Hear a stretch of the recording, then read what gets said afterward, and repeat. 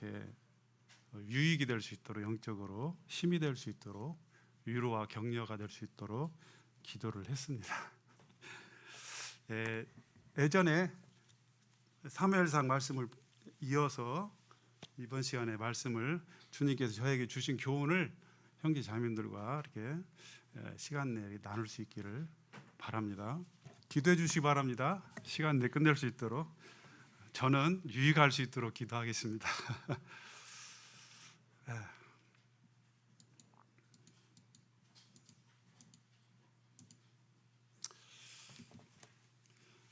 지난 시간 이제 쭉 이 말씀이 좀 딱딱하기 때문에요.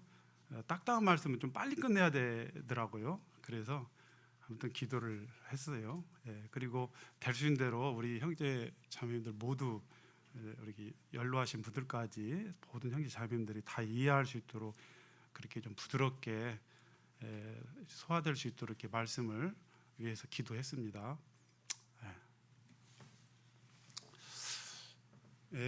요나단과 무기 든 자, 그리고 이제 오늘은 사울에 대해서 아울러 이렇게 말씀을 드리고요. 지난 시간에 전했던 말씀을 잠시 복습하는 시간을 갖겠습니다. 여기 사도행전 13장 15절 이렇게 좀 보면은요.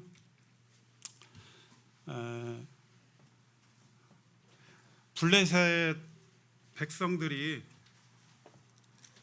13장 보겠습니다. 13장 1절로 쭉 보면은 1절, 2절만 보도록 하겠습니다. 사울이 왕이 될 때 40세라 그가 이스라엘을 다스린 지 2년에 이스라엘 사람 3천을 택하여 그 중에서 2,000명은 자기와 함께 믹마스와 베델산에 있게 하고 1,000명은 요나단과 함께 베냐민 기브아에 있게 하고 남은 백성은 각각 장막으로 보내니라 되어 있습니다. 사무엘상입니다. 13장 사무엘상이라고 안 했나요? 네? 아, 그랬어요? 아, 죄송합니다. 아이고. 사무엘상 13장이 나와 있는데요. 사울이 왕이 돼 가지고 이제 왕이 됐어도 여전히 이 지도를 보면 이 게바에 이제 이 블레셋 블레셋 이 총독부가 있습니다. 오늘날 조선 총독부가 옛날에 일제시대에 있었던 것처럼, 그리고 여기서 막강한 영향력을 행사했기 때문에 이스라엘 백성들의 눈에는 이 가시 같은 존재였어요. 그래서 이렇게 돼 있었는데 사울이 왕이 돼가지고 이스라엘 사람 3,000명을 택해가지고 믹마스하고 베델 이 사이 이 근방에 군대를 2,000명 주둔시키고 이 기브아에는 이제 이 요나단과 함께 1,000명의 이스라엘 백성들이 이제 군인들이 있게 되었습니다. 그런데 잠시 기도하도록 하겠습니다. 잠시만. 아버지 하나님, 이 시간 주님께서 말씀을 잘 전할 수 있도록 또 이 말씀이 주님께서 성령께서 함께 해주셔서 말씀을 증거함으로 말미암아 성령께서 함께 하심으로 말미암아 우리 모두에게 참 주님이 위로부터 오는 이와 같은 양식을 통해서 저희들의 마음에 큰 참 유익이 될 수 있도록, 도움이 될 수 있도록 주님께서 인도해 주시었기를 간절히 바라옵나이다. 이 모두를 사랑이 많으신 예수님의 거룩하신 이름으로 기도를 드립니다. 아멘.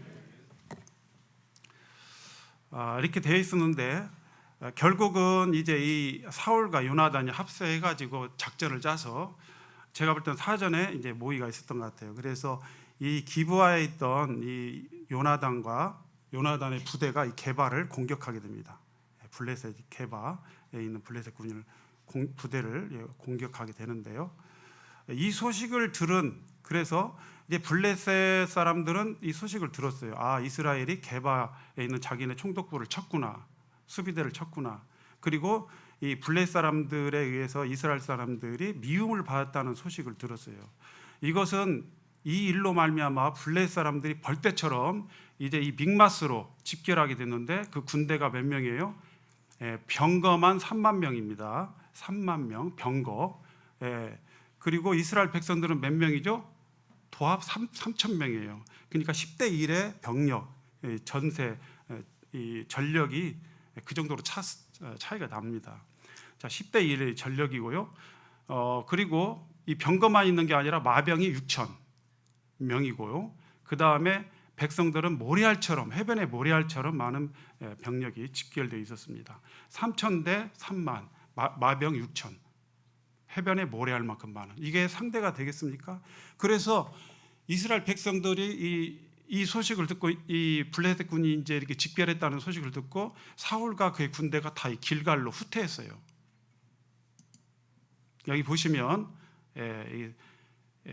여기 사울과 기브아에 있던 요나단의 부대와 사울 부대, 이 믹마스에서부터 후퇴가 길갈로 갔죠. 그리고 블레셋 군대들은 믹마스에 진을 치고 있었고요. 근데 여기에서 이스라엘 백성들이 두려움에 떨었습니다. 그래서 수풀과 바위틈과 굴 속에 이렇게 숨어 있었어요. 그래가지고 아무도 정말 감히 대적할 그런 용기를 얻지 못하고 두려움에 떨고 있었고, 사울 왕마저도 이러한 이스라엘의 이 두려움 가운데 떨고 있는 이스라엘 백성들을 마음으로 추스리지 못하고 용기를 주지 못하고, 그도 두려움 가운데 이렇게 떨고 있었고요. 이제 이스라엘 백성들이 여기서 있었던 건 요단강 있죠. 여차하면 길앗 땅으로 요단강을 건너 도망가려고 하는 이와 같은 상태에 있었습니다. 이 믹마스에 진치고 있는 이 블레셋 군이 쳐들어 먼저 도망갈 수 있도록. 그래서 많은 병력이 이탈되게 됐어요. 그래서 얼마큼 이탈됐냐? 3천 명이 600명으로 줄었습니다. 몇 분의 몇으로 줄은 거예요? 5분의 1로, 즉 5명 중에 4명이 다 도망가 버렸습니다. 이런 상황에서 전쟁을 할 수가 없어요. 그러는데 그 유명한 사건이 있죠. 사무엘이 7일을 기다려라, 7일을 기다려라 그랬는데, 백성들은 뿔뿔이 흩어지고 믹마스에 있는 이 블레셋 군인들은 언제든 쳐들어올 수 있는 기세가 있고, 이런 두려움 가운데에서 그가 7일을 기다려도 정한 기일 내에 오지 않았죠. 그래서 자기가 제사를 드리고, 이제 하나님 앞에 은혜를 구하지 못하기 때문에 자기가 제사를 어쩔 수 없이 부득이하게 제사를 드렸다 하면서 사무엘에게 고백을 하는데요. 이것은 하나님의 마음에 엄청난, 참 하나님의 마음에 좀 고통을 가져온 결과가 됐습니다. 그래서 사무엘이 당신이 하나님의 말씀 명령대로 지켰더라면 당신의 왕의 나라가 영원할 텐데, 이제 하나님께서 당신을 패하고 당신의 마음에 맞는 사람을 이스라엘의 주권자로 세워서 세우기로 했습니다 하면서 사무엘이 쓸쓸히 기브아로 돌아가게 됩니다. 기브아 있죠? 기브아로 돌아가게 되는 걸 보게 됩니다. 길갈에서 기브아로. 그리고 이 600명의 군인들이 이제 게바로 돌아오게 되죠. 요나단과 사울, 무기 든 자, 이게 백성들이 돌아오게 됩니다. 자, 이런 대치 상태에 있었어요. 그리고 이스라엘 백성들 주위에는 그 무기가 없었어요. 왜 그러냐면 블레셋 사람들이 이들이 칼과 창을 만들지 못하도록 이스라엘 지경의 이 철공들을, 대장간을 다 없애버렸어요. 그래가지고 이스라엘 백성들이 농기구를 벼리려면 어떻게 해야 돼요? 이 블레셋 사람들에게 내려가서 벼려야만 했었어요. 그러니까 이스라엘 백성들에게는 농기구밖에 없어요. 칼과 창이 있어야 전쟁을 수행하죠. 이렇게 전력이 600명 대 3만 명, 이렇게 큰 차이가 나는데, 600명은요 봉동초등학교 옛날에 운동장에 다 이렇게 아이들이 집결하면요 운동장이 상당히 차는데 그게 1000명이에요. 그래봤자. 근데 그 운동장 다 못 찰 정도 600명이니까 얼마 작아요. 그러죠? 그래서 이런 가운데 있는 가운데에서 어느 한 날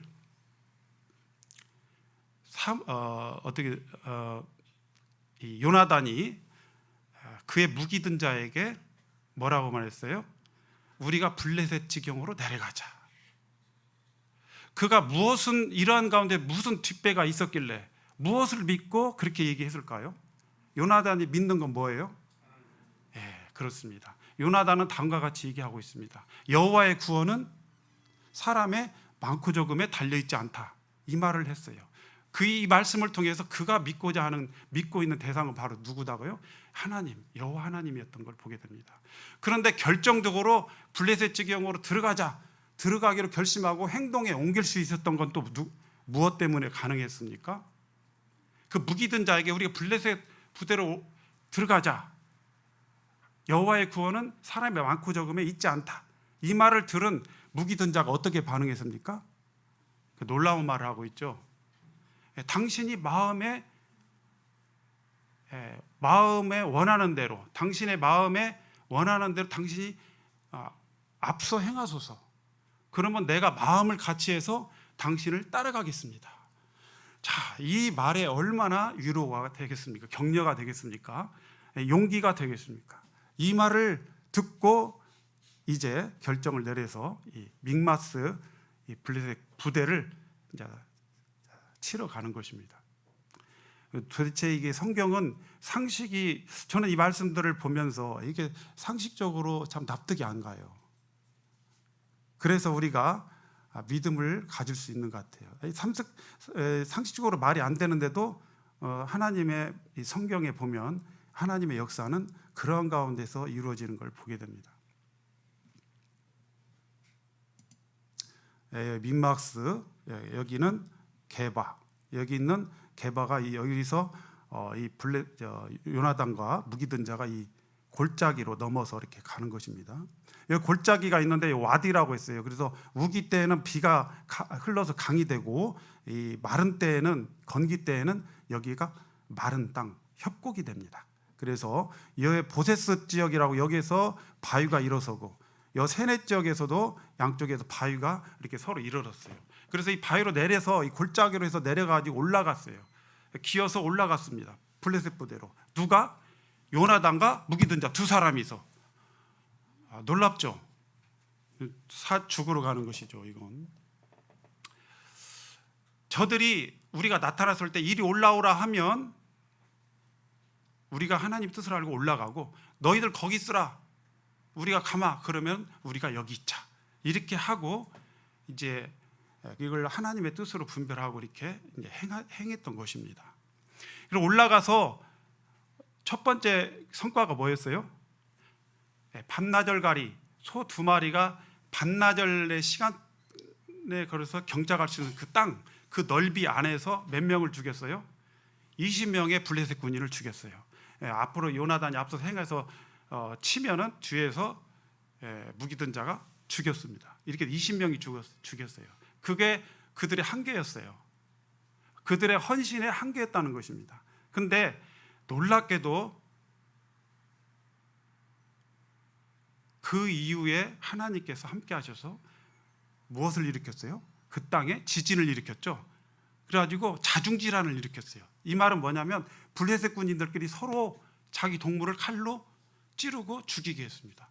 그러니까 이 기브아에서, 이제 이 기브아는 게바 밑에인데, 이 기브아 쪽에서 사울과 그의 군대들이 이렇게 보니까 블레셋 진영에서 막 서로 자중질환이 일어나가지고 서로 죽이고 하는 그런 모습을 보면서 추격해 가는 것입니다. 그리고 그 블레셋 군대 내에는 누가 있었냐면 이스라엘 군인이 있었어요.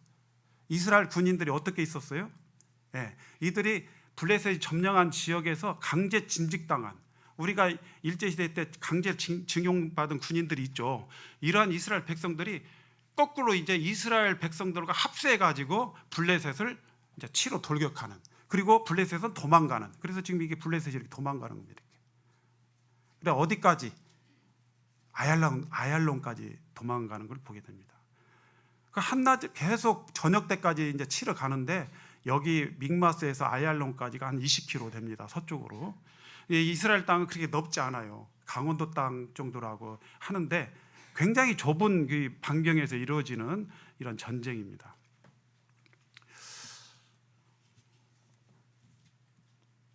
하나님께서 우리들의 적은 헌신을 통해서 요나단과 무기든 자의 적은 헌신을 가지고도 하나님께서 이제 크게 역사하시는 이러한 모습을 보게 됩니다. 내가 들은 약간의 것을 하나님은 큰 능력으로 사용하셨다라는 것입니다. 어제 지진이 일어났죠. 제가 사무실에서 이렇게 있는데 책을 보고 있는데 이렇게 책상이 흔들리더라고요. 오, 이거 지진이네. 그랬더만 1분 후인가 보니까 문자가 딱 왔어요. 충남 괴산에서 4.1 진도 4.1에 지진이 났다 이렇게 돼 있는데 그 4.1만 돼도 굉장히 좀 두렵죠. 근데 큰 지진이 일어나가지고 큰 떨림이 있었더라 이렇게 됐습니다. 그래서 믹마스에서 아얄론까지 이르기까지 블레 사람을 쳤으므로 그들이 심히 피곤했다는 것입니다.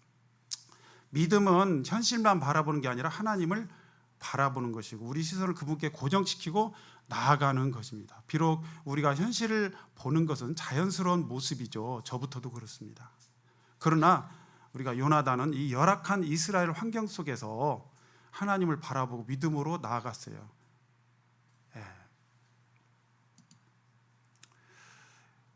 이 무기든 자 이름을 아시는 분 있습니까? 지금까지 형제 자매들 중에 없죠. 성경에 기록되지 않기 때문에 없습니다. 근데 왜 이 이름을 하나 기록해 놓지 무기든 자가 기록해 놨을까? 제가 예전에 말씀드린 대로 제가 한참 주님과 묵상하다가 깨닫게 된 게 그거예요. 우리 형제 자매들 속에서는요 이름이 난 분들도 계셔요. 표시가 나는 분들이 계셔요. 그런데 이름 없이 묵묵하게 뒤따라서 굳은 일, 이번 여러 숨겨진 일, 모르는 일, 은밀한 일들을 행하는, 봉사하는 이런 분들이 참 알게 모르게 많이 있으십니다. 그런데 그런 분들을 위해서 이름 없이 이렇게 이름 기록하지 않고 단지 무기든 자로 기록해 놨다는 것을 저는 생각하게 되었어요.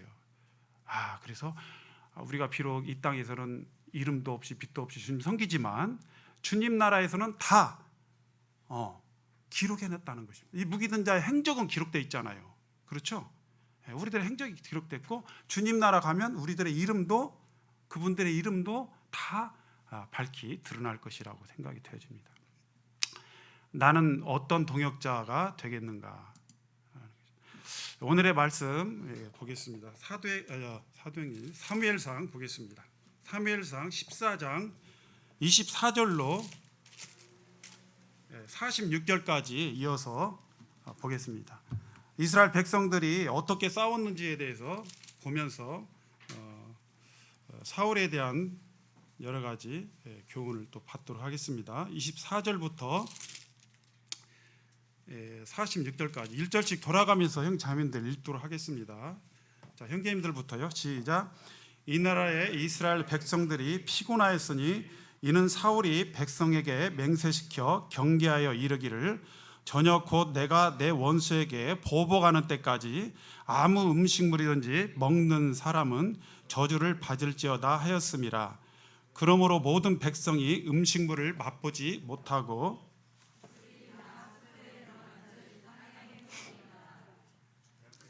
숲으로 들어갈 때 꿀이 흐르는 것을 보고도 그들이 맹세를 두려워하여 손을 그 입에 대는 자가 없었으나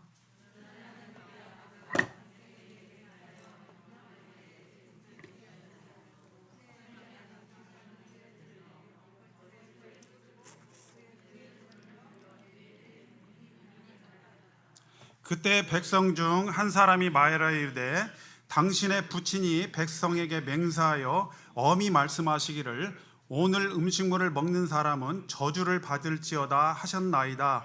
그러므로 백성이 피곤하였나이다 하니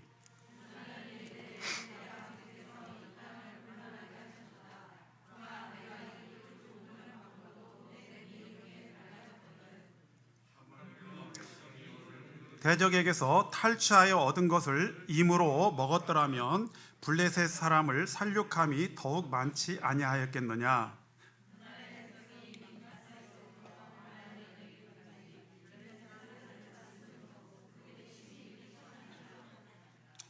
백성이 이에 탈취한 물건에 달려가서 양과 소와 송아지를 끌어다가 그것을 땅에서 잡아 피채 먹었더니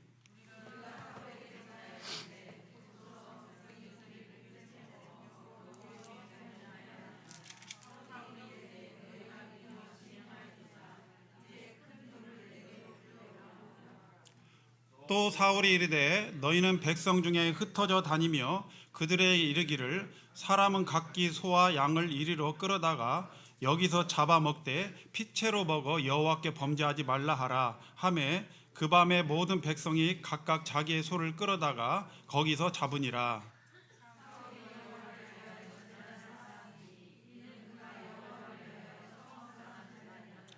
사울이 이르되 우리가 밤에 블레셋 사람을 추격하여 동틀 때까지 그들 중에 탈취하고 한 사람도 남기지 말자. 무리가 이르되 왕의 생각에 좋은 대로 해소서 할 때 제사장이 이르되 이리로 와서 하나님께로 나아가사이다 하매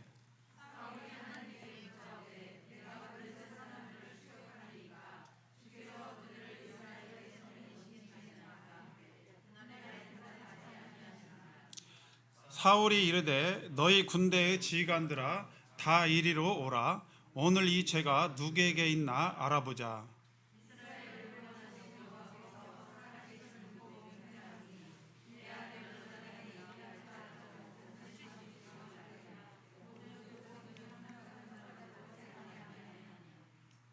이에 그가 온 이스라엘에게 이르되 너희는 저쪽에 있으라. 나와 내 아들 요나단은 이쪽에 있으리라. 백성이 사울에게 말하되 왕의 생각에 좋은 대로 하소서 하니라.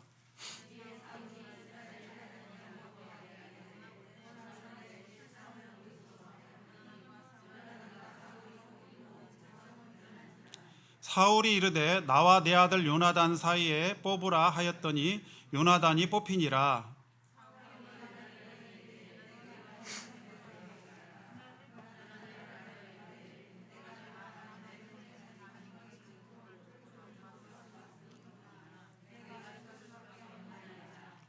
사울이 이르되 요나단아 네가 반드시 죽으리라. 그렇지 않으면 하나님이 내게 벌을 내리시고 또 내리시기를 원하노라 하니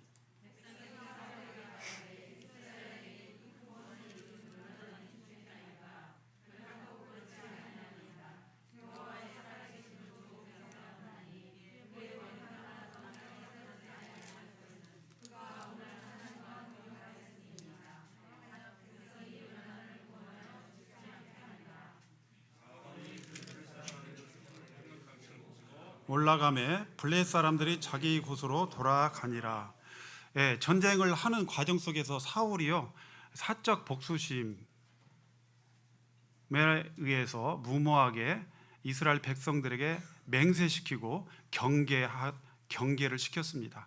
어떻게요? 저녁 내 원수의 24절에 보면요 내 원수에게 보복, 내가 내 원수에게 보복하는 때까지 아무 음식물든지 먹는 사람은 저주를 받을 것이다. 이 말에 이 백성들이 어때요? 강제 맹세하고 맹세한 말에 의해서 굉장히 곤란을 겪었어요.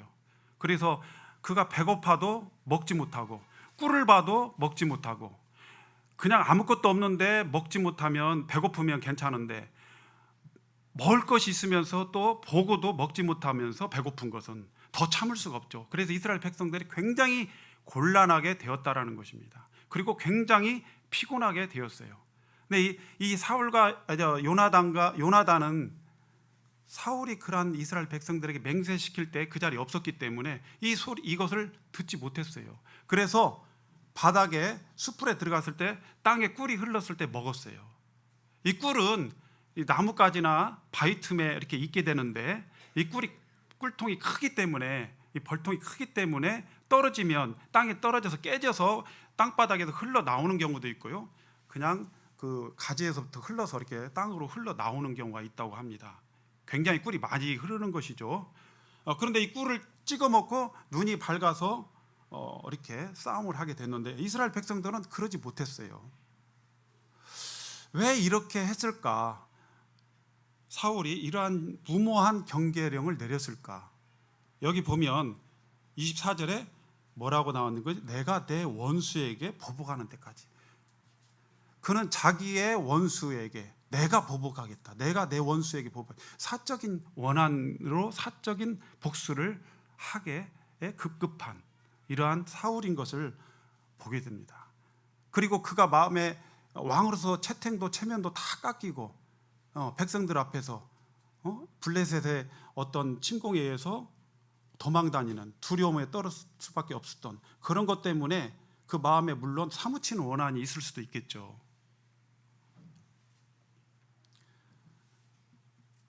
그런데 이 지도자가, 인도자가, 한 나라의 인도자가, 한 그룹의 인도자가, 한 소그룹의 인도자가 사적 복수심에 이렇게 눈이 어두워졌을 때 어떻게 되겠는가 하는 것입니다. 첫 번째는 백성을 곤란케 하고 오히려 적은 전과를 거두게 됐습니다. 여기 보면 30절에 보면 하물며 백성이 오늘 그 대적에게서 탈취하여 얻은 것을 임으로 먹었더라면 블레셋 사람 살육감이 많지 않겠느냐 그러죠. 그리고 또 한 가지는 백성들의 범죄함을 더 부추겼습니다. 그래서 그들이 믹마스에서 아얄론까지 전역 다 될 때까지 계속 전쟁을 수행하는데 어느 나라 지휘관이 먹지 말고 전쟁을 하라 그런 법은 없어요. 전쟁터에도 수통이 있고 전투식량이 있죠. 군인들이 갖고 다닙니다. 왜? 먹으면서 전쟁을 해야 돼요. 그러면 못해요. 피곤해서 지쳐서.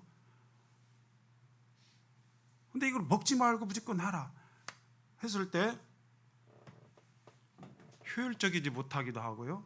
그들은 나중에 다 친 다음에 전쟁이 끝나고 나서 뭐 했어요? 탈취한 물건에 가가지고 양과 소와 송아지를 끌어다가 땅에서 잡아서 피채 먹었어요. 자, 이게 피채 먹으면 돼야 안 돼요? 하나님의 말씀에 짐승을 잡아서 먹을 때는 피를 다 빼고 먹으라고 말씀이 되어 있어요. 그래서 하나님 말씀을 범하는 범죄까지도 이렇게 짓도록 만든 것입니다. 그리고 세 번째는 무고한 아들 요나단의 죽음에 몰리는 위기에 몰리게까지 되는 그런 걸 보게 됩니다.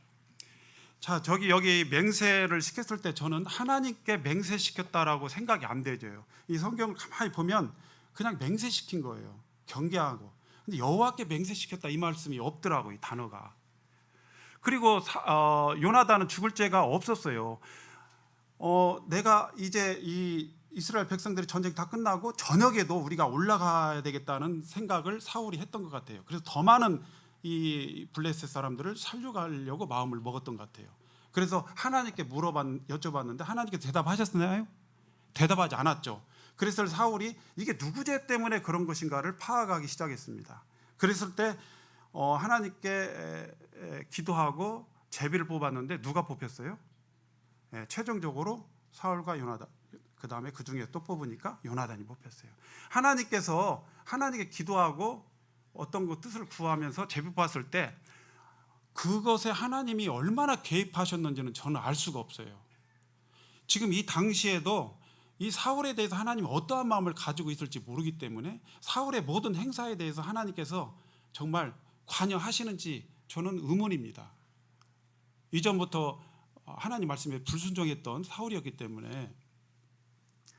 근데 더군다나 이 죄는 요나단의 죄는 하나님 앞에 대한 죄가 아니잖아요, 이게. 그렇죠? 개인적으로 자기에게 맹세시켰잖아요, 사울이. 그것을 어긴 거예요. 그러니까 사울에게 맹세한 그것을 어긴 것이기 때문에 그건 하나님에 대한 죄가 아니잖아요.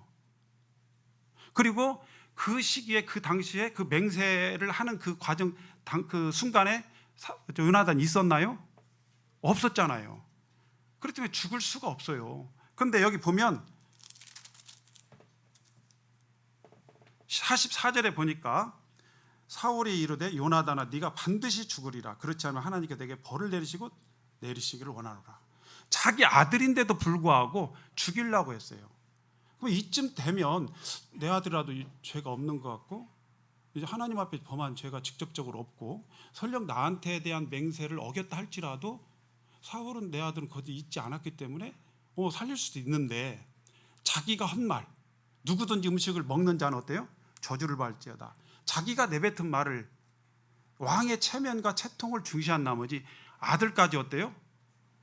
죽이려고 하잖아요. 이게 동서고금을 막론하고요. 왕의 권력을 가지고 있는 사람들 있죠? 자식도 죽입니다. 부모도 죽이고 처도 죽이고 동구관도 죽이고 그러죠? 그렇습니다. 사울은 자신의 명예심을 지키기 위해서 죽이려고 했어요. 근데 이 죽음의 위기에서 간신히 목숨을 얻게 된 건 무엇 때문에요? 이스라엘 백성들이 막았어요. 이스라엘에게 이 큰 구원을 이룬 요나단이 죽겠나이까? 결코 그렇지 아니합니다. 여호와의 살아계심을 두고 맹세하옵나니 그의 머리털 하나도 땅에 떨어지지 아니할 것은 그가 오늘 하나님과 동행하였음이니이다. 그래서 백성이 요나단을 구원하여 죽지 않게 했다라고 성경은 45절에서 기록하고 있습니다. 이걸 통해서 백성들로부터 신망을 잃어버리게 되는 이런 부정적인 이런 총체적인 이런 부정적인 결과를 갖게 된 것입니다. 리더자가 잘못 판단하고 개인의 명예심을 사적 복수심 때문에 이를 그르치게 되는 모습을 보게 되죠. 혹시 공명심이라고 어떤 분은 표현하고 있어요. 이 사울의 공명심 때문에 이렇게 됐다. 공명심이 무슨 뜻일까요? 공을 세워서 무엇을 떨치려는 마음? 이름을 떨치려는 마음입니다. 그래서 됐는데 첫 번째 이 모습을 보면서 사울은 자기의 영광을 구하게 되었고 교만하게 되었구나라고 생각을 합니다. 두 번째로는 그가 헛된 영광, 공명심에 눈이 가리워서 정확한 형세 판단 또 사리 분별을 하지 못했던 걸 보게 돼요. 우리도 영적으로 판단력이 흐를 수도 있습니다. 우리 마음에 욕심이 생기면. 전쟁 않고 이기면 더 좋고요. 전쟁을 하더라도 최소한의 희생을 치르고 효과적으로 효율적으로 전쟁할 수 있도록 연구를 해야 되는데 그런 판단력을 상실하게 됐어요. 그래서 이스라엘 백성들에게 고운 거 이건 학대 수준이라고 어떤 사람은 표현하고 있습니다. 이거 학대 수준이다. 배고픈 건 배고픈 것이고 보고도 먹지 못하는 음식물을 이러한 것이기 때문이에요. 그리고 범죄케 하는 그 결과로 말미암아 그런 일을 하게 하는 결과까지 되어졌다는 것입니다. 이 사울은 사람을 목적으로 대했습니까? 백성을 목적으로 대하지 않고 뭘로 됐어요? 자신의 목적을 이루기 위한 수단쯤으로 생각을 했었습니다. 그 당시에는 얼마나 백성들이 힘들 것인가, 피곤할 것인가, 고통스러울 것인가 이걸 생각하지 않았어요. 그냥 명예욕 때문에 공명심 때문에 하나라도 더 죽여서 큰 공을 업적을 남길 목적으로 이렇게 했다라고 생각을 분별해 봅니다. 사람은 수단이 되지 아니하고요, 돼서는 안 되고 그 사람 자체가 목적이 돼야 되죠. 그 사람이 행복해야 되고 그 단체가 행복해야 되고 번영해야 되고 이렇게 돼야 되죠. 자신의 목적을 위해서 수단으로 생각하는.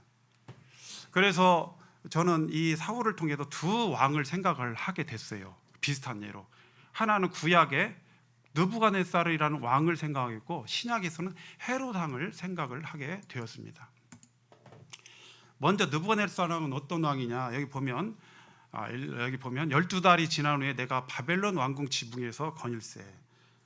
이 느부갓네살은요 BC 기원전 6세기에 있었던 이 바벨론 제국의 왕인데 그가 아버지가 죽고 나서 이제 그가 정벌 그래서 전쟁을 일으켜서 제국을 영토를 넓혔습니다. 그래서 시리아와 그 다음에 팔레스티안, 예루살렘, 아프리카, 이집트까지 그의 손에 다 정복해서 피로 땅을 정복했습니다. 대제국을 형성했습니다. 저기 메소포타미아 지역까지 싹 해서 바벨론 지역까지 사게 해서 바벨론의 도시를 건설하고 살고 있었습니다. 많은 사람들, 전쟁을 통해서 많은 포로들을 데리고 와가지고 또 많은 물자를 가지고 그는 바벨론이라는 큰 성을 건설했습니다. 사막 한가운데 물이 나지 않는 그곳에서 그 많은 큰 대규모의 이 성을 건설했어요. 짧은 성벽은요, 이 바벨론식 규모가 얼마나 크냐면요, 짧은 쪽으로는 성벽으로는 18km고요, 긴 쪽 성벽으로는 72km가 뻗어 있답니다. 72km면 전주에서 군산 넘죠? 전주에서 군산까지 40km 좀 넘나요? 예, 어마어마한 넓은 이 긴 둘레가 길죠. 성벽 높이는 14m니까 아파트 높이로 한 5층에 6층 정도, 약 6층 정도 된다고 보여집니다. 성벽은 3중으로 되어 있어요. 성벽 위를 사륜마차 2대가 그냥 멈추지 않고 통과할 수 있을 정도로 폭이 넓은 이러한 가운데 있었습니다. 인구가 약 15만 명, 그 당시에 15만 명이면 굉장히 많은 큰 도시를 만들었는데, 바둑판처럼 도로 정비를 쫙쫙 해가지고 양쪽의 강 사이, 메소포타미아 유프라단 강을 끌어가다가 관계수를 정비해가지고 성 주위로 해자, 즉 강물이 흐르게 하고 성 가운데로 물이 통과하도록 해가지고 그 사막 한가운데 엄청난 도시를 만들고, 하늘에 우리 역사 시간에 배운 대로 바벨론의 뭐요? 하늘의 비밀 공중정원, 이 공중의 정원을 만들었습니다. 그니 이쯤 되면 자랑하고 할 만하지 않아요? 개인적으로, 인간적으로? 그렇습니다. 그렇죠? 굉장한 거예요. 업적을 이룬 겁니다. 그래서 이 사람이 어떤 일을 했냐면, 어느 날 왕궁 지붕을 걸으면서 이런 얘기를 했어요. 이 큰 바벨론은 내가 능력과 권세로 건설하여 나의 도성을 삼았다. 내가 무엇으로요? 내 능력과 내 권세를 건설했고 내 도성으로 삼았다. 그리고 내 위엄의 영광을 나타낸 것이 아니냐라고 했어요. 이 말이 그 입에서 다 끝나기도 전에, 입에서 붙어 있을 때, 입에 있을 때 하늘에서 소리가 났어요. 느부갓네살 왕아, 네게 말하니 나라의 왕위가 네게서 떠났다. 이 말이 떨어지고 어떻게 됐어요?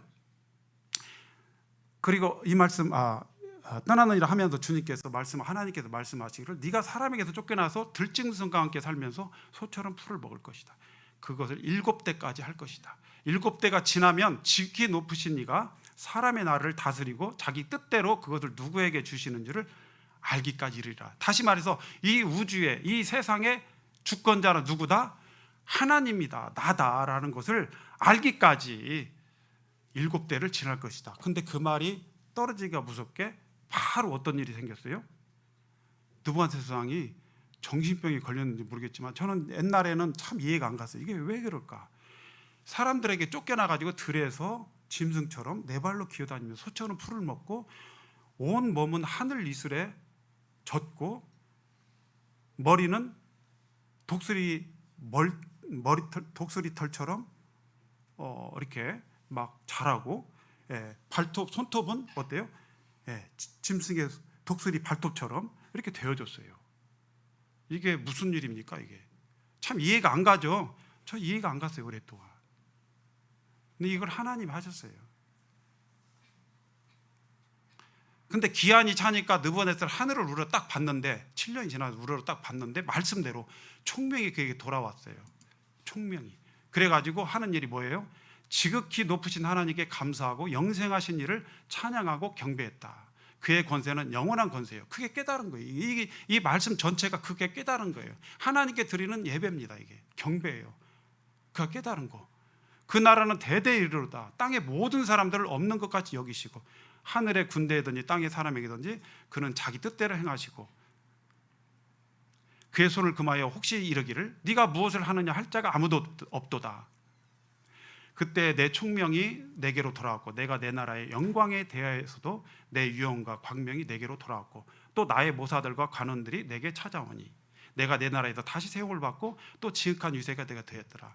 왕권을 회복받았습니까? 안 받았습니까? 받았어요. 사람이요, 위치가 높아져 가고 많은 것들을 가지고 많은 것들을 이룰수록 겸손해지기 쉽습니까? 교만해지기 쉽습니까? 교만해지기 쉽어요. 그런데 이 느부갓네살은 땅 끝까지 올라가고 하늘 끝까지 높임을 받기도 하고 땅 정말 바닥까지 추락하게 되는 낮아짐을 경험했던 사람이에요. 그 교만과 겸손 두 가지를 다 경험했던 사람이에요. 어떻게 보면 참 불쌍한 사람이다 하지만 어떤 게 보면 복받은 사람이다 합니다. 겸손이 배워서 되는 것이 아니고요. 때로는요. 배워서 되어지는 겸손도 있지만요. 정말 훈련받아서 정말 하나님 앞에 다루심을 받아서 이루어진 겸손이야말로 참 겸손이라고 저는 보여집니다. 이 느부갓네살 왕이 그 이후에 어떠한 삶을 살았을까 하는 것은 우리 잘 아시겠죠. 그래서 그가 고백하기를 하늘의 왕을 찬양하고 칭송하고 경배한다. 교만하게 행하는 자를 그가 능히 낮추신다라고 얘기를 하고 있습니다.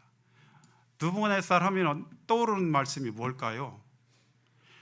왜 느부갓네살을 이렇게 짐승처럼 낮추셨을까? 존귀하나 깨닫지 못하는 사람은 멸망하는 짐승 같다. 시편 49편 20절 말씀을 제가 생각을 하게 되었습니다. 조금 말씀이 남았는데요. 한 5분 정도만 더 해도 될까요? 1분 남았네. 제가 여기 보겠습니다. 신약의 헤롯이 두루와 시돈 사람을 대낮에 노여했대요. 두루와 시돈 사람들이 어떻게 해서 헤롯 왕을 노엽게 했는가 봐요. 무슨 일이 있었는지는 알 수가 없습니다. 그런데 이 헤롯이 그 지방에서 그들이 두루와 시돈 사람들이 이 이스라엘 땅에서 나는 이스라엘 왕국에서 나는 양식을 먹는 까닭에 한 마음으로 그에게 나와 왕의 침소 맡은 신하 블라스트를 설득하여 화목하기를 청했다. 헤롯은요 굉장히 얼굴이 아주 미남이고 또 이스라엘 백성들에게 굉장히 잘했어요. 우대 정책을 많이 썼어요. 그래서 인기도 좋고 말도 연설도 정말 잘해가지고 한번 연설하면 청중을 민중들을 압도하는 이런 명연설가였다고 합니다. 그리고 이런 일이 있었어요. 또 어떻게 해서 아무튼 두루와 시돈 사람들이 헤롯을 노엽겠는지 모르겠지만 그들은 이스라엘에서 나오는 양식을 얻어먹기 때문에 이제 큰일 난 거예요. 만약 양식을 딱 중단시키면 어떻게 되죠? 큰일 나잖아요. 우리가 유럽에서 쓰는 LNG 천연가스가 40%를 어디서 쓴다고 그래요? 러시아에서 쓴다고 하잖아요. 러시아가 막아버리면 큰일 나잖아요. 지금 급파국이에요. 그러니까 이 헤롯은 갑에 위치해 있는 거예요. 갑이라는 국가, 이 나라는 굉장히 영향력을 행사하는 이 상황 속에 있었던 거예요. 그리고 두루와 시돈은 을에 위치했던 거예요. 그리고 그는 민중들에게 인기도 좋고, 그래가지고 오죽하면 이 사람들이 와가지고 왕의 침소 맡은 신하 블라스트를 측근을 설득해가지고 왕의 측근을 설득해서 화목하게 되기를 청했다는 것입니다. 청탁한 거예요. 이런 상황 속에서 그가 헤롯이 이제 날을 잡아서 왕복을 입고 단상에 앉아서 백성들에게 연설하는데 무슨 일이 있었어요? 연설을 너무 잘하니까, 잘 나가니까 어땠어요? 인기도 좋고. 그러다 보니까 어떻게 됐습니까? 백성들이 이 연설을 들으면서 이게 신의 소리다, 사람의 소리 아니다. 연설을 너무 잘하니까 신의 소리라고 했어요. 그런데 이 소리를 듣고 헤롯이 어떤 태도를 취했나요? 하나님께 영광을 돌려야 되는데 돌리지 않고 자기에게 영광을 돌렸어요. 그러니까 하나님께서 어떻게 했어요? 주의 사자가 친히 벌레 먹어 죽었느라. 벌레에게 먹혀 죽였어요. 혹자는 회충과 요충에 의해서 먹혀가지고 복통을 일으키다가 5일 만에 죽었다라고 그렇게 말을 합니다. 무슨 병으로 죽었는지는 모르겠지만 그건 중요한 게 아니고요. 이 헤롯 왕과 느부갓네살 왕의 공통점이 뭘까요? 영광을 하나님께 돌리지 않았다는 거예요. 자기에게 돌렸다. 두 번째로는 하나님이 직접 개입했다는 것입니다. 우리가 병이 왔을 때 믿는 사람이든 믿지 않는 사람이든 똑같이 병이 옵니다. 신앙심이 좋은 사람이든 그렇지 않은 사람은 병이 다 올 수 있죠. 근데 저는 이 말씀을 보면서 두려운 것이 있었어요. 하나님이 개입할 수도 있는 병이 올 수도 있구나. 하나님은 이런 분이구나. 이때 하나님이 지금 이 은혜 시대 지금의 하나님과 다른 하나님이나요? 그분의 본 속성은 똑같으셔요. 변함이 없으셔요. 하나님께서 자기에게 영광을 안 돌리고 하나님께 영광 안 돌리고 자기에게 돌린 이 헤롯을 죽을 먹게 해가지고 죽였다는 것입니다. 하나님께서 그 병을 허락했다라는 것이에요. 아, 이거 두려운 하나님이구나. 이런 것을 생각을 하게 됩니다. 마지막 말씀입니다. 하나님이 교만한 자를 물리치시고, 베드로전서에 보면 대적한다고 그랬어요. 그리고 겸손한 자에게 은혜를 주신다. 느부갓네살은 이 두 가지를 다 경험한 사람이죠. 여기 만일 우리가 성령으로 살면 또한 성령을 행할지니 헛된 영광을 구하여 서로 노엽게 하거나 서로 투기하지 말라. 이 말씀을 하나님께서 주셨습니다. 이게. 자, 최고의 겸손은 무엇일까요? 자기 자신을 하나님 앞에 낮추고 겸손하게 낮추는 거. 이거 겸손이죠. 근데 적극적인 겸손, 최고의 겸손은 다른 사람에게 공을 돌리는 것이라고 저는 생각합니다. 누구에게요? 모든 영광을 다른 사람에게요. 어떤 유명한 스포츠인 축구 선수가 있는데 그 사람이 왜 유명하게 됐냐면, 세계적으로 유명한 사람이 됐냐면 인성이 좋아요. 그래서 항상 인터뷰하면 어떻게 말해요? 이 동료들이요 공을 잘 줘서요, 득점왕까지 한 사람인데 그렇게 말해요. 동료들에게 다 공을 돌린다는 것입니다. 그래서 그가 축구 선수이기 전에 인간적으로 참 사람들이 좋아하는 이러한 사람인 것을 보게 됩니다. 이 겸손의, 이 교만의 말씀은요, 우리가 죽을 때까지 졸업할 수 있는 말씀이 아닌 것 같아요. 저를 포함해서요, 모두가 언제든지 나도 모르게 슬금슬금 교만이 올라오고, 또 어떤 때는 또 겸손하기도 하고, 오늘 겸손했다 해서 영원히 겸손할 수도 있다고 보장할 수 없고요, 오늘 교만했다 해서 영원히 교만할 수 있다고 보장할 수도 없어요. 하나님은 우리를 다루십니다.